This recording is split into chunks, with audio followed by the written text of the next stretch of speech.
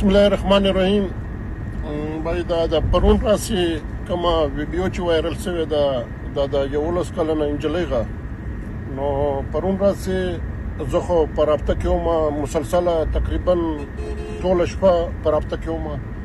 زما په خیال چې په دا ټوله شپه کې یو غنټه خوب مې په مشکله کړي بیرته سهار راوتلی و دغه کار پسې او اوس انشاءالله تعالی ډېر القریب انشاءالله تعالی که خدای کول ګوډ نیوز به انشاءالله تعالی میلاو سي نجلۍ به په خیر خیریت میلاو سي خو کوشش دغه ورسره کوو چې دغه نجلۍ سره چې انشاءالله تعالی د ظالمانو په لاس راسي او د ظالمانو خلاف هم یو شی اقدام پسې واخلو چې آینده د بل د 11 کلنې نجلۍ یا بل زنانې سره یا بل کوچنۍ سره که د پښتنو وي که د بل یو وي چې بل پله دا تر چم او د بل دا تر حرکت چې ونې کې د یو چا سره انشاءالله تعالی زموږ کوشش دغه دی که خدای کول انشاءالله نن په ورځ کې انشاءالله د خوشخبري به انشاءالله تعالی بہت جلد بلکې ډېر زر به تاسو ته در میلاو شي انشاءالله.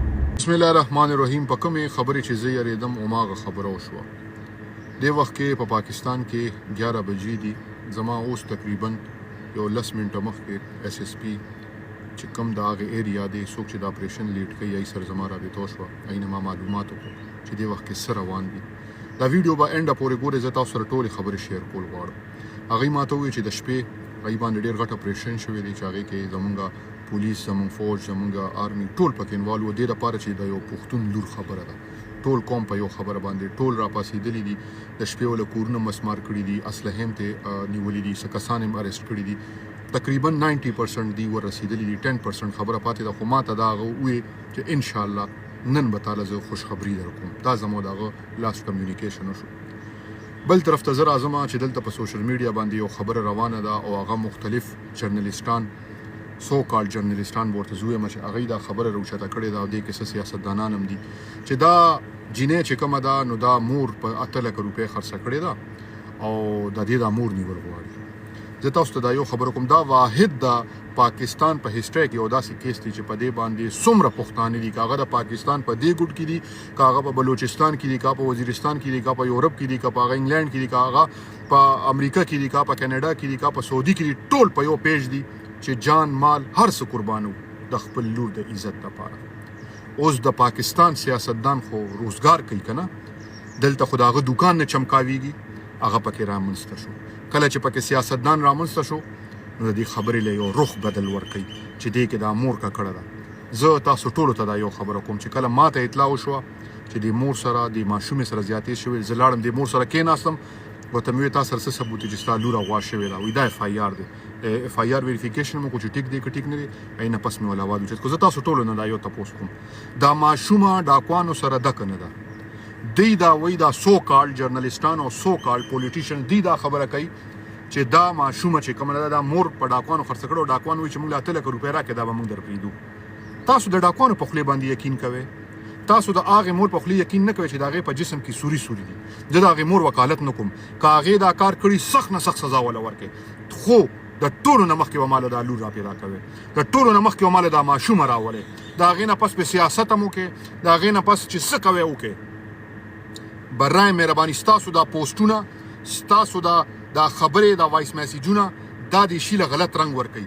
ټوله دنیا دې وخت کې په یو خبره چې زموږ لور په کاره کله چې دا لور راغه دا به هر یوه خبره کلیر وکړي. دا به وایي چې د چا خرڅه کړې په کومه لار تلم څنګه تلم. لور لا راغلې نه ده او مخکې نه دلته کې سیاستدانانو په خپله یو ټوپي ډرامه شروع کړې ده. پرون راته یو جرنلیست ټلیفون وکړو د مور له زما ورته لاړ شه ثواب خبر د آواز ول اوچت کا. هغه چې لاړو یو کس نه تپوس وکړو د یو پارټۍ ورته ویل چې دا زه ته مې بولا ورسره لاړ ورته وایي خورې وایي ته ووایه چې دې لیډر نوم واله چې دې د مال آواز اوچت کړي ځکه چې دې دا کار کولی شي. دکه شانتې دا دې نه مخکې چې د فضل جان کیسه وه هغې کې هم راسره دکه کار وشو چې موږ ښه ستړي شو. بیا چې د سیاست خبر راغی بیا یو لیډر راغو دا خو ما کړی. تاسو دا سیاست دې هم ستاسو قبول شي دا ټول هر څه تاسو کړي دي. موږ هېڅ هم نه. موږ ته صرف خپله لور راکړئ. موږ ته صرف خپله ماشومه راکړئ. دا سیاست دی خدای ستاسو نصیب کړي. دا د ستاسو د راروان نسل نصیب کړي. زه لعنت وایم په دې ټول سیاست باندې. زما توبره سیاست ده. زموږ په دې لور سیاست مه کوئ. زما تاسو ټولو ته ریکویسټ دی چې زموږ په دې لور سیاست مه کوئ تر هغې پورې چې دا لور بازیاب شوي ني ټول یو ځای شي. او زه تاسو ته یو خبره کوم که چا دې کې دا مور انوالو وي که دا پلار انوالو وي که دې کې کچې ډاکوان انوالو وي ټولو سانسار کول پکار دي، ټولو ته سزا ورکول پکار ده. خو چې ماشوم نه بازیاب شوی، زه یو خبرې ته اورېدو ته تیار نیم. ما ته ډېرو خلکو د دې نه مخکې ټلیفون نه وکړو. ما ورته لور راکې کې به نو ورسره ابو وایي چې زه چا خرڅه کړم. بیا ټیک ده کوو که نه، سزا ورکوو که نه. په دې ریاست کې تاسو ډاکو له سزا ورکولی شئ. ډاکو دلته نه په دروغ باندې کس بوځي، هغه ټیک ده. خو که هغه دا دروغ وایي چې دا ما 8 لک روپۍ باندې هغه شي، نو هغه دروغ منې. تاسو له ډاکو په خبر یقین کوئ، بیا خو تاسو ټول ډاکوان یې. چې د مسلمان په د مور په خولې یقین نه کوئ، ډاکو کوئ. زه تاسو ته دا نه یم چې د مور په خولې یقین وکړئ، خو کم از کم دې ټیم کې په دې سیاست مه کوئ. زه ټول د دې پښتنو ټیکهدارانو ته یم، زه هغه ټولو ټیکهدارانو ته یم چې څوک سیاست کوي په دې باندې، چې دا خپل سیاست هم خپل کور کې وساتئ. زمونږ په لور باندې سیاست مه کوئ.